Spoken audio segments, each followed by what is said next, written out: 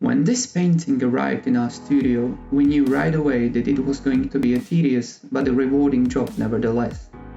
Accumulated dust and grime, a thick layer of discolored varnish, loose or already lost fragments of paint here and there, and last but not least, heavy retouching or overpaints. The lining of the canvas had been previously applied in the past, and as it has become brittle and unstable, the painting had to be carefully taken off the stretcher. Rusty tacks were not the only thing holding the canvas stretched. The canvas stuck to the subframe thanks to the overuse of rabbit skin glue during the previous restoration treatment. Combined with the already fragile canvas, this is a step that requires very careful use of spatula or a scalpel.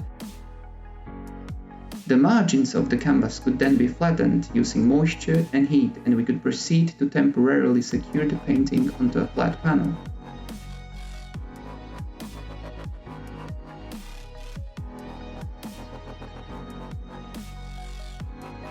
Then we faced the painting with Japanese paper to protect it against mechanical or other strain, whilst doing next series of tasks.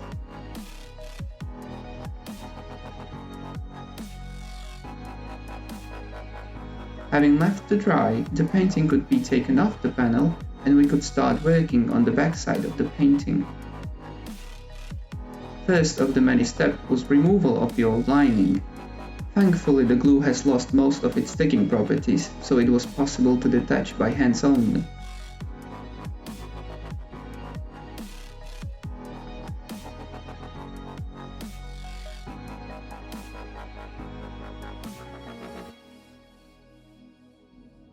That wasn't the end of this part though, as the glue mentioned had been probably applied directly onto the original instead of the lining canvas. As it would render further treatment smooth, it had to be softened up using a rigid gel and very carefully scraped off using scalpels.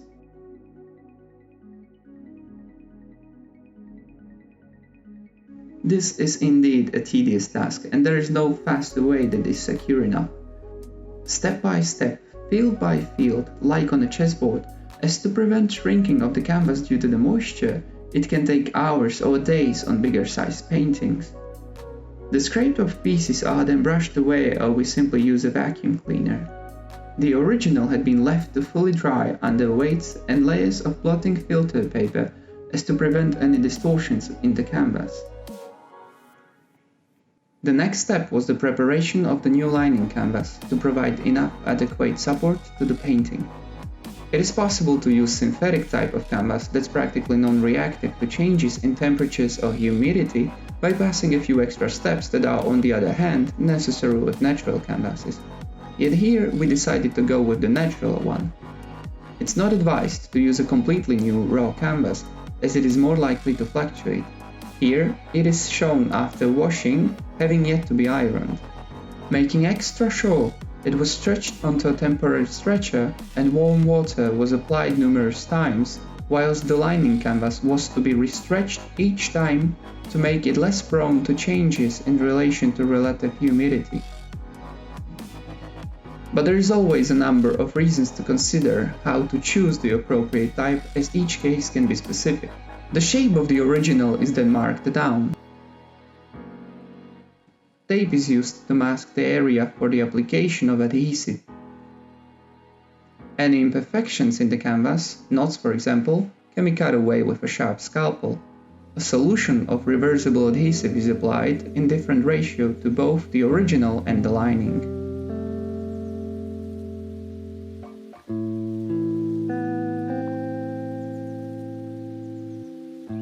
Normally, one would proceed to the hot vacuum table, as heat and pressure is necessary for the activation of this adhesive, but there are other possibilities how it can be done. One of those is the preparation of a so-called envelope. It consists of a number of specific layers as to provide both protection to the painting and ensure good adhesion for the lining. A vacuum cleaner can be used to provide the suction to create the pressure. This part might look a bit scary, but no worries, the painting is protected well enough. Plus the temperature of the water used to activate the adhesive is lower than what could potentially endanger the painting. After the procedure is finished, all of the water is filtered away, whilst leaving the painting to gradually cool down, still being under pressure. The painting is then left to sit for a good day or two. Now finally onto the more interesting part, and that is the front side of the painting. Of course, first the facing has to be removed, which is pretty much just using swabs with appropriate solvent based on what kind of adhesive was used for the facing, and lots of mechanical action. Here comes the most interesting part of the restoration in my opinion, and that is removal of accumulated dirt and discolored varnish. This can only be done after careful examination and tests of solubility. Naturally, the tests never begin with the face, but rather in marginal areas, as is shown in this UV light fluorescence photograph. UV fluorescence photography is just one of many tools used in restoration to determine specific properties and state of the restored artwork. As it can be seen in these 4 images, it helps us better determine what we assume in the visible spectrum, for example the presence of varnish or retouchings to name a few. Only then do we proceed to actually remove the unwanted layers, usually differentiated by shapes with specific pigments. As the process of restoration is always photo documented, a good and reliable way to show the difference is leaving a small window called negative cleaning probe and capture it with a camera before removing it. Here we used a mixture of solvents in a gel form. The painting is then stretched onto a stretcher using tacks. Precision is required here, as the difference between stretching an unpainted canvas and an already finished one is that the margins are set. A saying, "look before you leap," fits very well here. The loss of ground layer is filled in with putty, matching the original texture in the adjacent area. After that, an isolation layer of varnish comes in. Its meaning is self-explanatory. The excess of the lining is cut off and neatly secured to the stretcher, because both sides of the painting are important. Tacks or stainless staples can be used for this.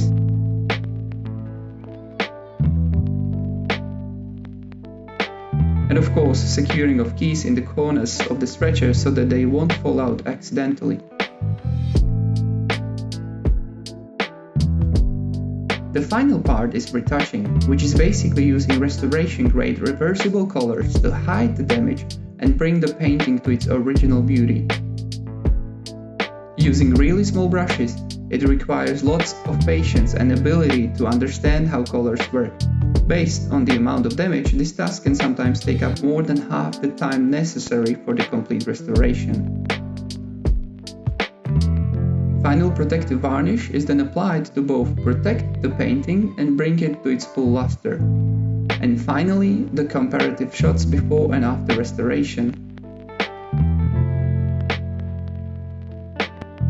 Thank you for watching. I'd like to think you enjoyed this video and hope you shall return for another one. For now, see ya.